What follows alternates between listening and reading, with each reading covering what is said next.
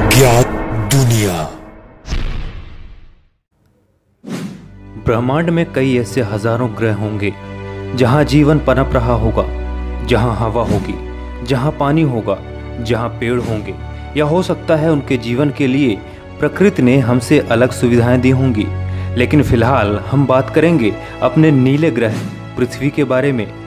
क्या आपने कभी सोचा है कि पृथ्वी में पानी कैसे आया, हवा कैसे बनी, आग कहाँ से आई होगी, या फिर पृथ्वी कैसे बनी होगी?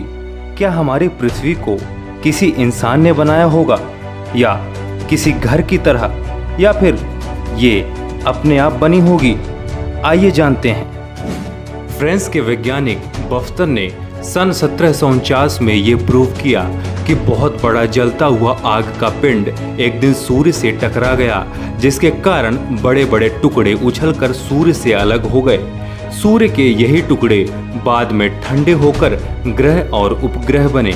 इन्हीं टुकड़ों में से एक टुकड़ा पृथ्वी का भी था। दूसरी तरफ सन 1951 में विश्व प्रसिद्ध जेरार्ड पी कूपर ने एक नया सिद्धांत दुनिया के सामने रख दिया कि संपूर्ण ब्रह्मांड शून्य में फैला हुआ है। सभी तारों में धूल और गैस भरी हुई है। पारस्परिक गुरुत्वाकर्षण के कारण उनमें इतनी ऊष्मा एकत्रित हो चुकी है कि वो चमकते हुए तारों के जैसे दिखाई देते हैं। विद्वान का मानना है कि सूर्य भी इसी स्थिति में था और वो भी अंतरिक्ष में बड़ी तेजी से चक्कर लगा रहा था। उसके चारों ओर वाष्पीय धूल का एक घेरा पड़ा हुआ था।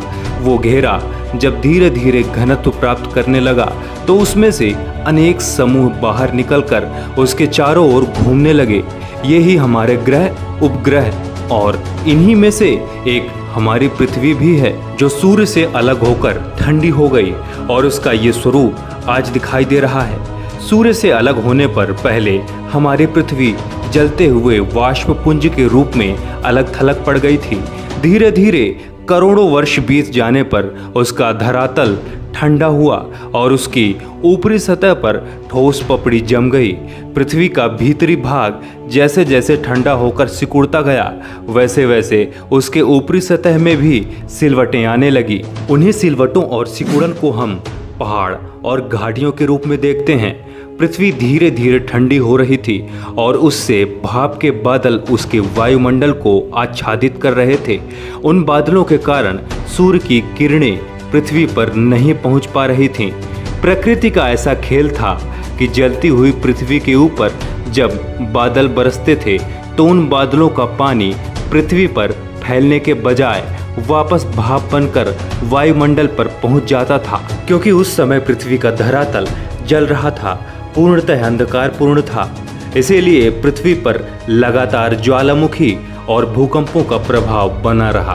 करोड़ों वर्षों के इस प्राकृतिक प्रभाव से ये प्रक्रिया चलती रही और घनघोर वर्षा से पृथ्वी इतनी ठंडी हो गई कि उसके धरातल पर वर्षा का जल ठहरने लगा। वर्षा के जल ने एकत्र होकर महासागरों का रूप ले लिया। आज वही समुद्र पृथ्वी के 3/4 भाग में फैले हुए हैं। लगातार मूसलाधार बारिश के बाद जब पृथ्वी के चारों ओर छाए बादल हटे तब पृथ्वी पर सूर्य की किरणें पहुंची। सूर्य की किरणें पहुंचने के बाद ही जीवों के उत्पन्न होने की प्रक्रिया शुरू हुई। ऐसी दशा में पृथ्वी का 21% का स्थल जहां हम रह रहे हैं वो निर्माण काल के प्रारंभ में सुनसान और गर्म ज्वालामुखियों से भरा रहा होगा। इसीलिए जीवों की उत्पत्ति सबसे पहले समुद्र में हुई। पृथ्वी में जीवन कब अचानक शुरू हो गया ये कहना जरा मुश्किल है। हम अगली वीडियो पृथ्वी में जीवन कब शुरू हुआ टॉपिक पर बनाएंगे। बहरहाल विद्वानों का कहना है कि जीवन के अंकुर विभिन्न अवयवों के बीच रासायनिक प्रतिक्रियाओं के चलते रहकर प्रोटोप्लाज्म के बनने से शुरू हुए। इसी प्रोटोप्लाज्म के एकत्रित होकर जीव कोश बनने के बाद जीवन आरंभ हुआ और यहीं से एक कोशिकीय जीव से लेकर डायनासोर जैसे जीवों का विकास हुआ।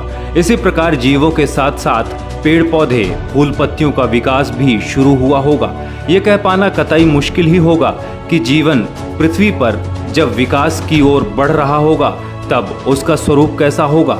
जरा सोचिए, पृथ्वी का पहला जीव कैसा होगा, पहला पौधा और पहला इंसान कैसा रहा होगा। सोच पाना बेहद मुश्किल है।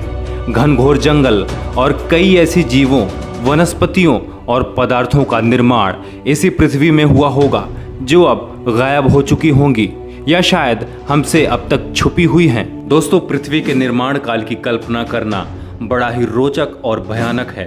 पृथ्वी जितनी खूबसूरत है उतनी ही खतरनाक रहस्यों से भरी। दोस्तों, सेव नेचर सेव ह्यूमन। आज के लिए बस इतना ही। सब्सक्राइब करके ही जाइएगा। जय श्री राम।